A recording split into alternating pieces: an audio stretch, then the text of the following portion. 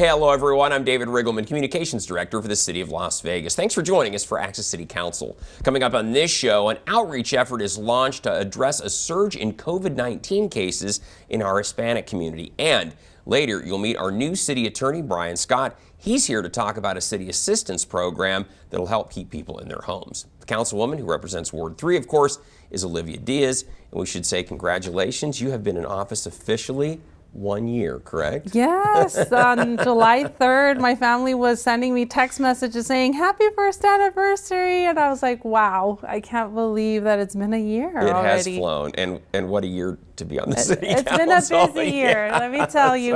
We have not had a dull moment. We've had a lot on our plate, but we're still continuing to step up and do the work our community needs us to do. Exactly. Of course, one of the things we're dealing with is good old COVID-19 out there. And of course, that's why we're socially distanced here and will be, I guess, for some time now, because it's just we don't know. Doesn't want to go away. It doesn't seem to want to give up. We want to keep each other safe. Right, so exactly, we're doing what we need to. Well, you know Ward 3 very well. It's your home. It's where you grew up. For those that don't know where Ward 3 is located, we're going to show you right there on the map. Appropriately, it's the area with the 3 on it. It's basically the east side of the city of Las Vegas, includes our downtown area. But if you live in that area or work in that area, then you are in the city limits of the city of Las Vegas. And you have been represented by Councilwoman Olivia Diaz over the last year. It has gone by fast. It has. So, well, congratulations on getting through the first year. That's always the hardest when you come on the city council, it seems I feel like now I have a better handle of the issues and things that I need to be proactively looking out for the community. So, well, no sooner did you get into office than, of course, this thing called COVID-19 showed up, and it's been an adventure for all of us since then, needless to say. Yeah. You posted this on Facebook. You said, with a quick increase in COVID-19 cases among the Latino community, this morning, county leaders, along with health experts, announced a new outreach effort called It's in Your Hands. And you were a driving force behind this, Councilwoman.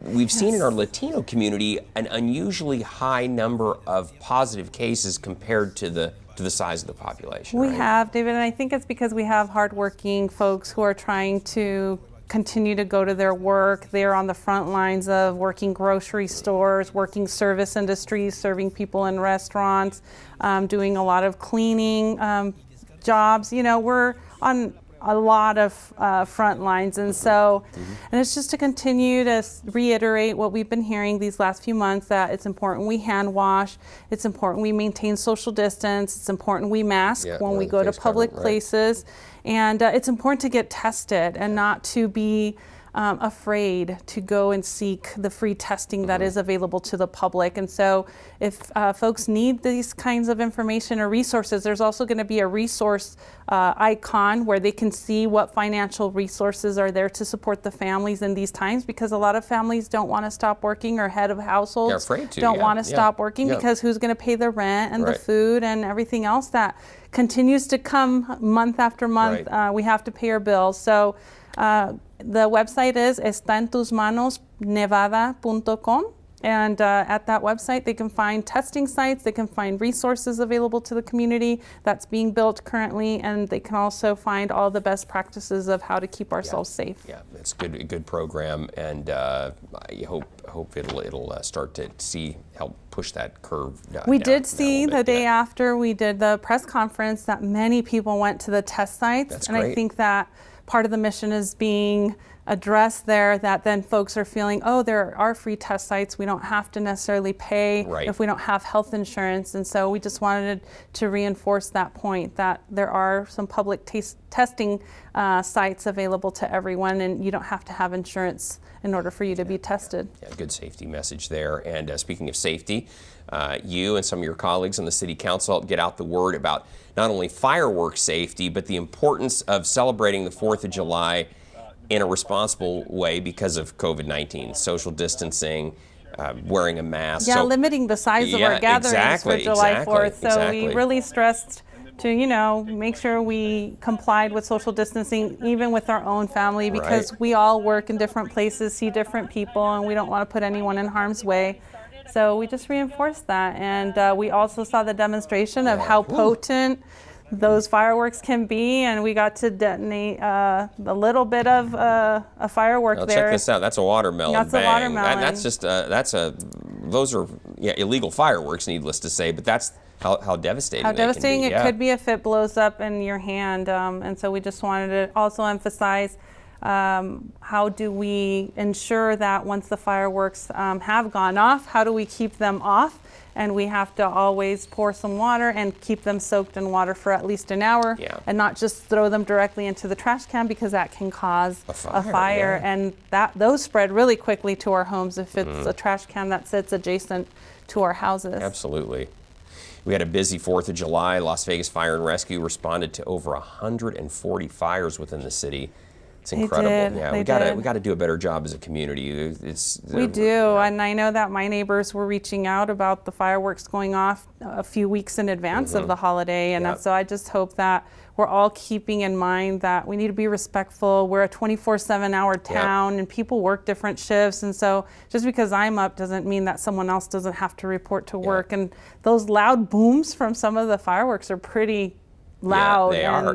It scares the pets too. It does scare the pets, which Councilman Knudsen mentioned in the little press conference, and we also had our colleague Victoria Seaman join us too about veterans and how a lot of our veterans PTSD, also suffer through the holidays and the fireworks because the sounds are just not helpful. Yeah. So it was. It's always. It's an adventure on the 4th of July here, that's for sure. I hope everyone was safe, though. Me too, and that everybody's homes and property and their themselves, they they're well. Yeah, exactly. Councilman, you also posted this. You said, thank you to Councilman Isaac Barone for joining me this morning at the Mariana's supermarket for the mass distribution for the residents of our communities. We also provided information and encouraged everyone to participate in the 2020 census. So, hey, you killed two birds with one stone there. Yes, this was the morning of 4th of July. We met at Mariana's and we were there a couple of hours distributing masks, but also reminding people, have you filled out your census yet? And a lot of folks said, actually, I haven't. I will do that. And so they were very grateful. We got a lot of heartfelt thank yous and saying thank you so much for the mask, thank you so much for reminding us about the census, because the census does put much needed resources into our hands to then help our communities, and we need to make sure we are not undercounted at all, or else we lose up to $20,000 per person for the next 10 years. Exactly. Everything, all of our federal funding is based on population. Of course, our representation in Congress is based on population, so if you're not counted, it's going to hurt us here in the state. And the thing of it is, the information doesn't go anywhere except with the Census Bureau. It's confidential. It's quick. It takes less than 10 minutes online, and you'll be doing us all great service, especially in terms of education, healthcare, affordable housing, programs for our seniors. There's so many things that get funded based on our numbers and how many people we serve. Yeah. So you saw the information on the screen. Make sure you're counted. Yeah, exactly. We have until October to get counted, but we don't want to wait until October. We want to do it as quickly as we can. Exactly. And I think we've got a running bet against Reno, we too. We do, and we've been neck and neck. We've been up 0.1%, and then we're even, and then we edge again. Hopefully our little Mariana's plug helped us. Going to push us ahead again. Yes, a couple percentages. I want to see 2 or 3%, not 0.1. Reno's going down. That's right. They have to wear UNLV gear to their council meeting if we win. Gotta make them do it. I'm a proud rebel. I want to see those colors on our Reno City Councilman.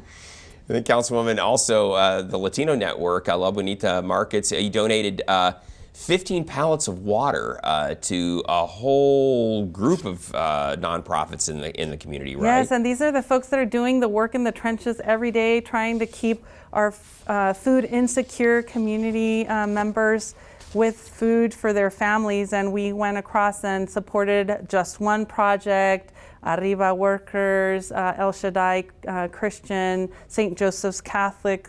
We also went to City Impact and also Casa de Luz. And I want to thank the Latino Network and also La Bonita for joining in this partnership and making sure we got this water to stay hydrated, because as you well know, today we're expecting a high of 108. I know. And we definitely want our volunteers to stay very hydrated in these high temperatures, because we saw the work at Just One, and they have a drive-through process, and we're keeping people safe by putting their groceries in their out in the trunk. heat, yeah. But those workers are needing the water, Yeah, for sure. well, that's great. 15 pallets, that'll go a long way. We hope so. Very good, very good. Just in time for the hot weather, too. Exactly. And then also the mask posse, a Nevada Hand, you delivered a bunch of masks to seniors, which was really something, too. Yes, I want to thank the Mask Posse. They're a Yahtzee union members, and these are stagehand workers. They work productions of big shows like Cirque du Soleil,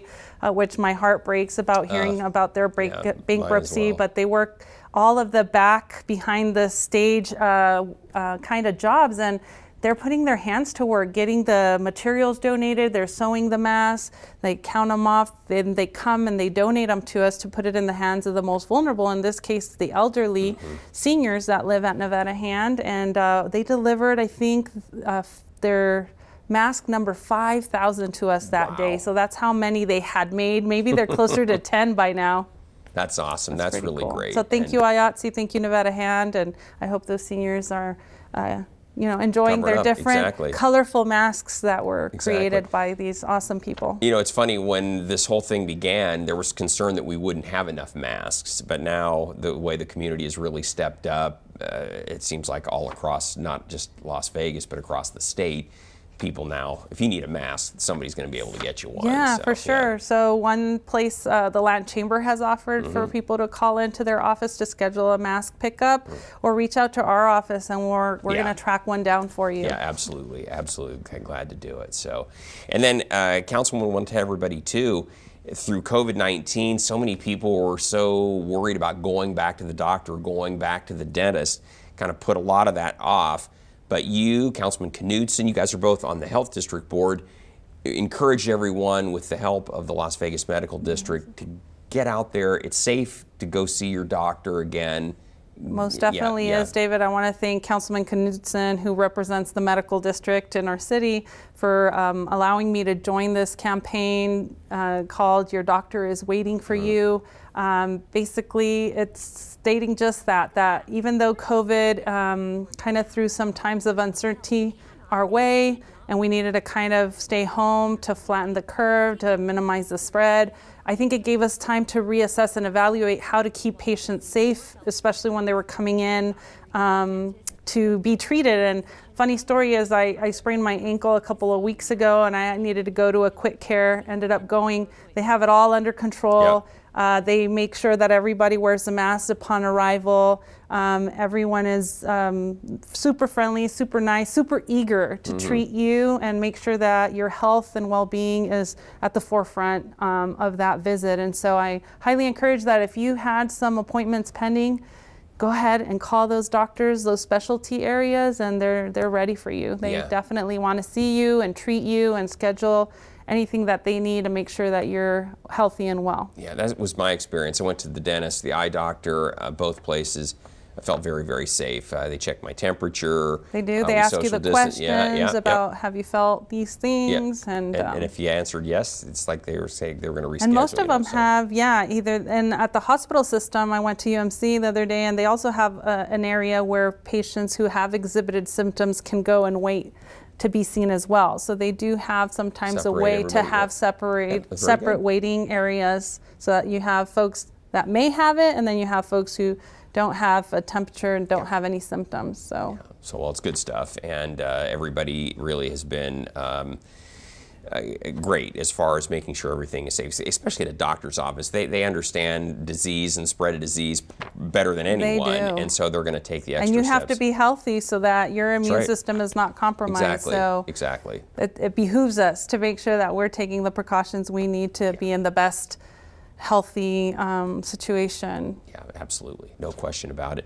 Switching gears a little bit, literally, you posted this on Facebook. You said Clark County, Nevada, and the City of Las Vegas government are creating a transit-oriented development, or TOD, plan to complement the future Maryland Parkway high-capacity transit HCT corridor. The goal of this TOD plan, is to create a walkable, vibrant environment around this transit corridor with hubs of activity for residents and visitors. And Councilwoman, this is really important because we really want people's This feedback is on this. important. And, you know, I can't stress during these times, it's really hard to have the meetings to have the public participate just because we don't want to get over that 50 in attendance Right, and exactly. jeopardize anybody's health. And so the call to action is to participate in the survey about what your thoughts are. How should the RTC proceed to develop that corridor, and what amenities, what things do you think they need to be aware, conscientious of? You know the neighborhoods better than RTC and I sometimes. So please, if you haven't filled out the survey, make sure you find it either through the link we provided on my Facebook, or I think the city has also been putting out Yes. that call to Absolutely. action, and Absolutely. you'll find it, or through the RTC. There's so many ways you can find Right. it, but we want to highly encourage you to participate. Your voice is important in this planning process. And when we're already doing the project, it's too late to get Yeah. your input. That's a You great gotta- point. Yeah. You got to get the input now. We want to hear from you before we start tearing up the street. Yeah. Yes, you know, by the so, time right. we're tearing it out, it's Yes, not right. the time to tell us how to change things. So right now is right on time for us to consider all the factors you bring to our attention and make sure that we're satisfying the community's needs. Yeah, These and- projects are for you. It very much so. And you mentioned this, it's a challenge. Normally we'd have meetings, public meetings, you could come in, talk to the people involved, see the map, see what was going to go on.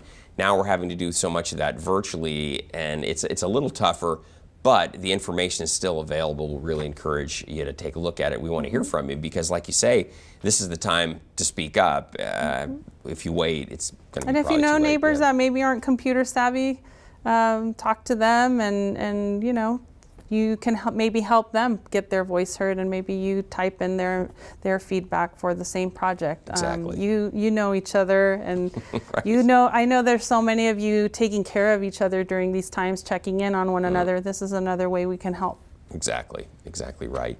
And COVID-19 or no COVID-19, people still want to shred documents. Yes. No, well, it's been perfect time for Right. us to kind of realize how much stuff we have at our Right, homes. right. You got those projects, and I got time now. I'm going to go ahead and start cleaning out some closets and getting rid of some old paperwork. There's so much paperwork that we continually Yeah. get, and sometimes we hold on to, and during these times it was a great opportunity for us to just really look at what we had and what we could dispose of. Yeah. And we were so happy to see a steady stream of vehicles come through and take advantage of the opportunity to leave up to 5 boxes of documents for us to Yep. shred. It gets done right there on time, and also to dispose of any medicines that were Right. ones that you didn't need or they were already expired. And so I know we do a great job of discarding those the way they need to without them getting into our water or falling into others' hands that shouldn't right. have them. Right, exactly right. And we've heard a lot of scams have been going on through COVID-19, which is really reprehensible. But nonetheless, people are going to try to take advantage of the situation. So identity theft doesn't sleep. You want to make sure that if you have old documents, you get rid of them properly. And that's what we were helping especially people with do. highly sensitive personal information that Yeah. you don't want anyone to have. Exactly right. Exactly right. Well, Councilwoman, we need to take a short break, but when we come back, we tell you about a new city grant program that's helping people stay in their homes. That's next, so please stay with us.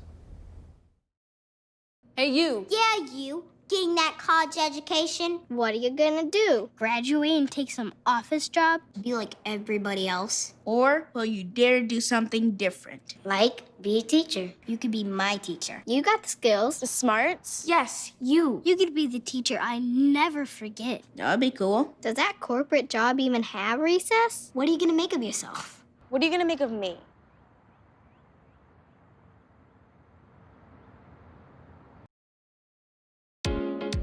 Welcome back. Your doctor is ready for you now. Your personal health cannot and should not wait. Southern Nevada's healthcare community is taking very seriously and putting into practice protocols to protect you while addressing your health concerns. Your doctor, your dentist, your primary care physician, and your medical provider are ready to see you now. Please make your good health a priority and make your appointment today.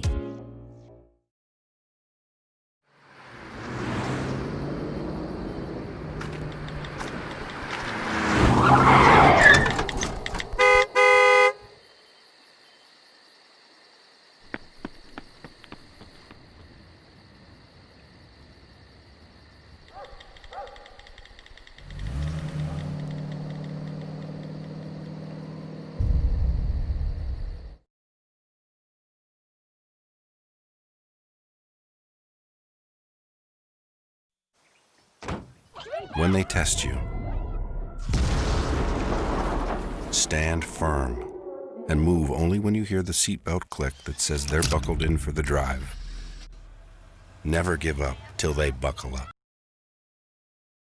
Welcome back, everyone. Governor Steve Sisolak has begun to lift his moratorium on residential and commercial evictions, with summer evictions resuming on September 1st. Here to talk about a city grant program created just in time to help those in need in our city stay in their homes is our brand new city attorney, Brian Scott. Brian, thank you so much for joining us, and congratulations, first of all, on your new position. Yay. Well, thank you, Dave. I appreciate it. We're so happy. Councilwoman, and I wanted to have you on the program. This whole issue of people not being evicted during the pandemic has certainly been a blessing for many folks who found themselves out of work or having trouble making ends meet. But the governor has said come September, landlords will once again have the ability to evict tenants who aren't paying for whatever reason. I know Correct, and I think there has been a little bit of confusion in our community. I think when the information first broke, people were thinking, I don't owe the rent, and the moratorium does not absolve anyone from paying rent. It just puts it off. Puts it off to make sure that we're in a better financial position to then pay or make that rent in arrears. And we need to enter into conversations with our landlords about what we can do to continue to pay that rent that we owe.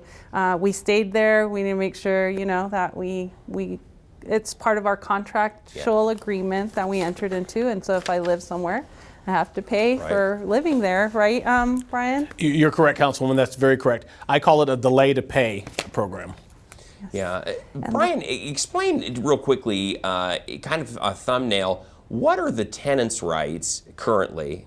And what are the landlord's rights, and what are they going to be come September? Well, generally, Dave, your rights are governed or in your rental contract with the landlord. But if you fail to pay, or if you're destroying the home, the landlord can give you a 3-day notice or a 5-day notice to leave the premises. So at that point in time, the landlord would have to file something with the court indicating that they've then given you that 5-day notice. They'll have to go and have it served by the constable, and then they can go through the eviction proceedings in Las Vegas Justice Court.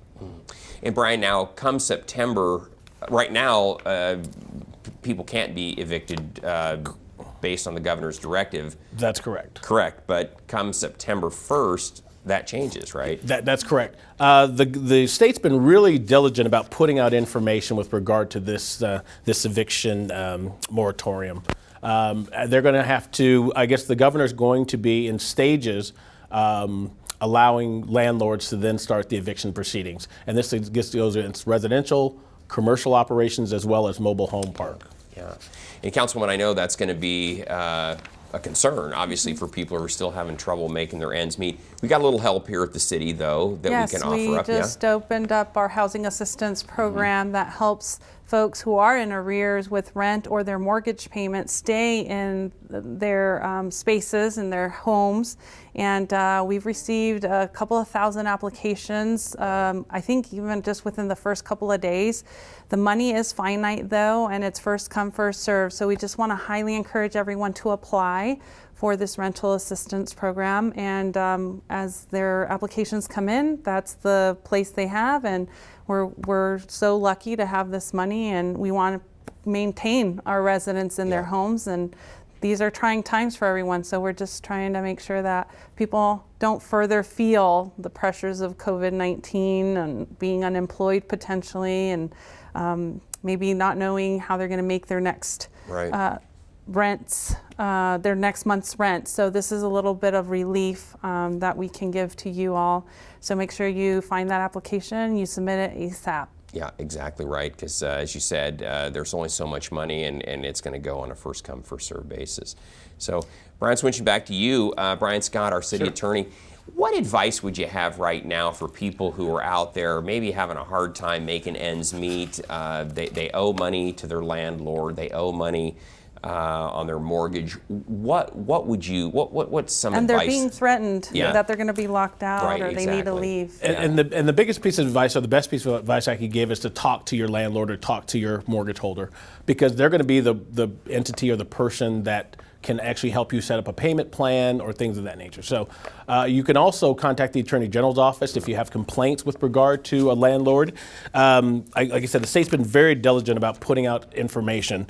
So if you want a complete list of tenant and landlord rights, you can get that at nvhealthresponse.nv.gov. Good advice. And then also, if you have a problem with your landlord that you're trying to evict you during this time, you can file a complaint with the Attorney General's office at ag.nv.gov.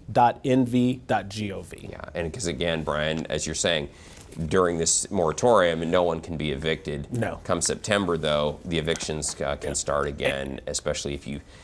I think Brian's advice is great. If you're owing money to your landlord, to your mortgage company, you need to talk to them. Right. You need to work out. Yes, some because kind of on their arrangement. end, they might also be needing to make payments Sure. for the properties that they're renting. And Yes. so if they're not receiving that income to make those payments, it's hard on them as well. So we have to look at it from both sides.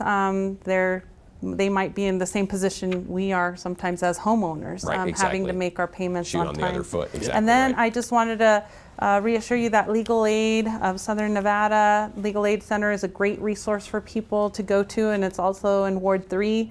Nevada Legal Services has hotlines where you can call with questions as well. They offer assistance, and Clark County Court TPO office also helps with these kinds of matters. So don't be shy.